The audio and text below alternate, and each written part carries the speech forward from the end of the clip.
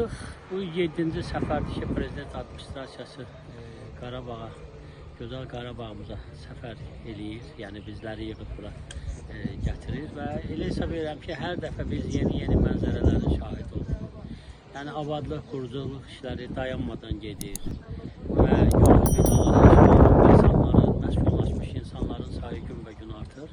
Amma təəssüf ki, bu ərazilərdə hələ də binaların sayı olduqca çoxdur və xüsusilə 17-20 il bundan öncə bastırılmış minalar müəyyən tarixi dövr keçdikdən sonra torpaq sürüşməsi, nə bilim təbiət hadisələri və s.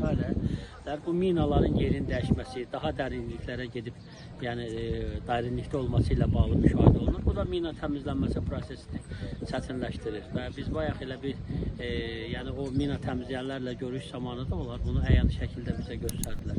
Amma bütün hallarda elə hesab edirəm ki, yəni hətta qarış-qarış, santimetr, 20 santimetr qeyd eləmişdilər ki, biz 20 santi təmizləyə gedirik.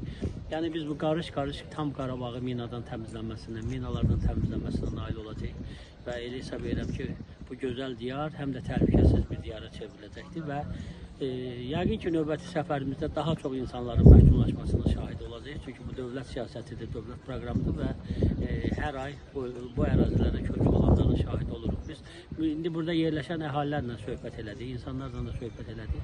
Şəraitlərdən çox razıdırlar və təbii ki, çox istəyirlər ki, digər onların kimi məcburi köçkünlər, digər hələ Bakıda qalan, müxtəlif rayonda qalan insanlar da öz ata-baba yurtlarına qayıtsınlar.